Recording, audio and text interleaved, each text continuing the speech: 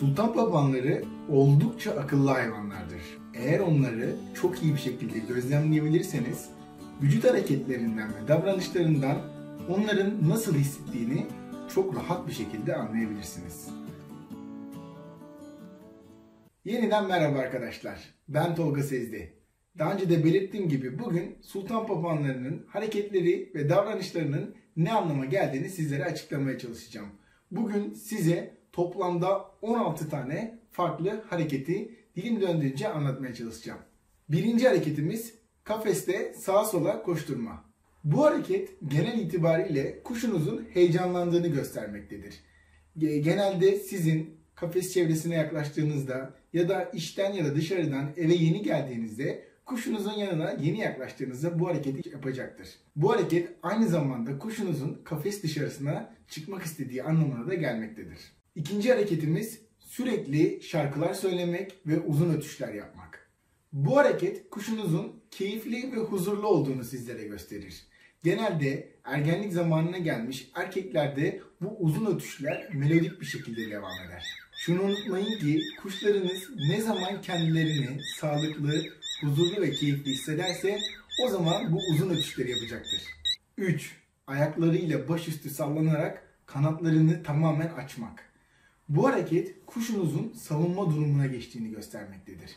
Genelde kafesini, yuvasını, yuvadaki eşini ya da yuvadaki yavru veya yumurtasını korumak isteyen kuşlarda görülen bir özelliktir.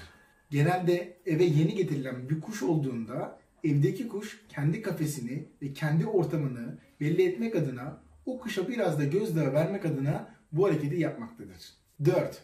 Tıslamak. Bu hareket zaten çok da adından da anlaşılacağı gibi kuşunuzun çok fazla sinirli ve rahatsız olduğu durumlarda yaptığı bir davranıştır. Kuşunuz gagasını açıp size tıslayarak o an ortamın hakimi olduğunu belirtmeye çalışacaktır. Özellikle evcil olmayan kuşlara dışarıdan bir müdahale yapıldığında bu hareketin görülmesi muhtemel olacaktır. 5. Uzun, düz ve yüksek çığlıklar atmak. Kuşlar genelde bu hareketi bir şeyden çok fazla rahatsız olduklarında ya da bir şeyi çok fazla istediklerinde yaparlar. Bu uzun ötüşleri bir nevi bir yardım çığlığı gibi düşünebilirsiniz.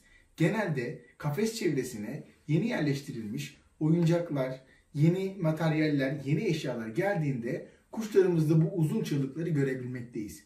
Aynı zamanda kuşunuzun yemi ya da suyu bittiğinde de bu tarz uzun çığlıkları yapabilmektedir. 6. Kanatları açmak ve sürekli çırpınmak. Bu hareket genelde kuşların rahatsız edildikleri ortamda yine kendi hiyerarşisini, kendi üstünlüğünü göstermek için yaptığı bir harekettir.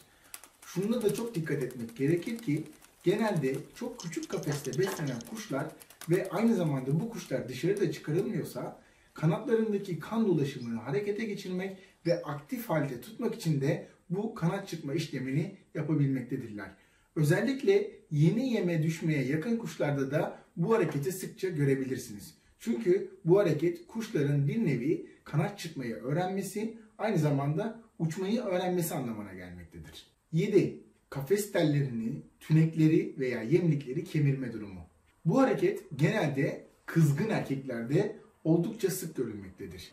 Erkekler yüksek stres ve kızgınlık durumlarında bu hareketi yapabilmektedirler. Aynı zamanda eğer kafesinizde bir gaga taşı, törpü taşı ya da kalamar kemiği yoksa kuşlarınız gagalarının sağlığını korumak için de bu kemirme hareketini yapıyor olabilirler. 8. Gagayla tellere ya da kafese vurma hareketi. Bu hareket de yine erkek kuşlara has bir özelliktir. Genelde dişileri etkilemek, dişilerin dikkatini çekmek ya da dişileri eşleşmeye çağırmak için kullanılan bir harekettir. Aynı zamanda erkek kuşlarınız sizin ve ailenizdeki herhangi bir bireyin dikkatini çekmek için de bu hareketi kullanabilir. 9. İbik hareketleri. Aslına bakarsanız sultan papağanlarının vücut dilinin büyük bir çoğunluğunu ibik hareketleri oluşturmaktadır. Kuşlarınızın ibiğinin yatık ya da yukarı kalkıklık derecesine göre onların ruh halini anlamanız mümkündür. Genelde merak, heyecan ya da endişe durumlarında ibiklerini yukarı kaldırırken kızgınlık, mutluluk ya da huzur durumlarında da ibiklerini kafalarına yapıştıracaklardır. 10. Kuyruk düşmesi. Çok fazla dikkat edilmesi ve çok iyi gözlemlenmesi gereken bir durumdur bu. Çünkü eğer sağlıklı ve tek yaşayan bir kuşla bu hareketi görüyorsanız kuşunuz muhtemelen hasta olmaya başlayacak demektir. Bu şekilde gözlemlediğiniz bir kuşu en yakın veterinere götürmenizi tavsiye etmekteyim. Fakat ikinci bir ihtimal olarak ise eğer eşleşme çağına gelmiş ya da eşi veya yuvası olan bir dişi kuşta bu kuyruk düşürme hareketi gördüyseniz çok yakında yumurta gelecek demektir. 11. Kafes tabanında oturma ve uyuma. Yine çok fazla dikkat edilmesi gereken hareketlerden birisidir. İyi bir şekilde gözlemlenmelidir ve doğru şekilde teşhis yapılarak en yakın zamanda kuşunuzun veterinere götürülmesi gerekmektedir. Çünkü bu kuşlar çok fazla aktif kuşlar oldukları için kendilerini huzurlu ve sağlıklı hissettiklerinde kafeslerin en tepe noktalarına kadar çıkmaktadırlar. Eğer ki kuşunuz kafes tabanında çok fazla zaman geçiriyorsa bilin ki bu hareket kuşunuzun hasta olduğunun bir belirtisidir. 12. Kafasını tüylerinin arasına alarak tüylerini kabartmak. Bu harekette ciddi bir hastalık belirtilerinden biridir. İyi bir şekilde gözlem ve akabinde hemen en yakın bir veterinere danışmanızı tavsiye etmekteyim. Fakat ikinci bir ihtimal olarak ise kuşlar genelde uyku zamanlarında ve dinlenmeye ihtiyaç duydukları zamanlarda da bu hareketi yapabilmektedirler. Bu hareket eğer çok fazla sık olmadıysa bunu düzgün bir şekilde hayra yorabiliriz. Fakat aksi durumlar olduğunda lütfen en yakın veterinere danışın. 13. Silkinme hareketi.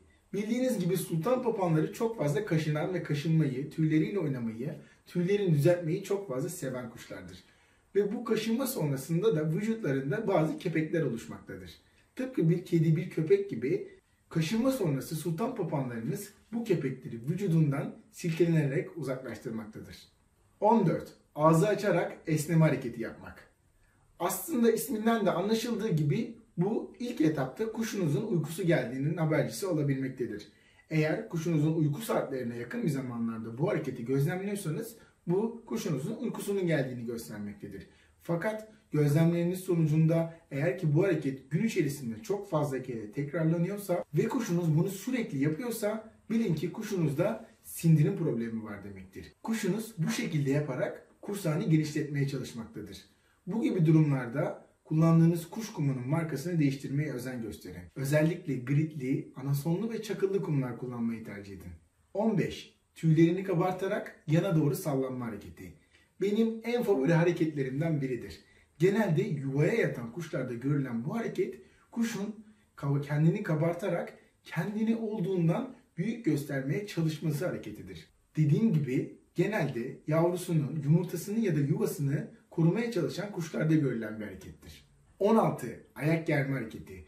Bu hareketimiz de özellikle küçük kafeste yaşayan kuşlarda hareket azlığından dolayı vücut damarlarını genişletmek ve vücuttaki kan akışını daha da hızlı hale getirmek için yaptığı bir harekettir. Evet arkadaşlar, sizlere bugün sultan papağanlarının 16 tane hareketini ve bu hareketlerin anlamlarını dilim döndüğünce anlatmaya çalıştım. Umarım bu hareketler sizler için oldukça faydalı olmuştur. Bu hareketlerin her birini çok iyi şekilde bilirseniz kuşunuzun ne istediğini, nasıl hissettiğini ya da durumdan memnun olup olmadığını çok rahat bir şekilde anlayabilirsiniz.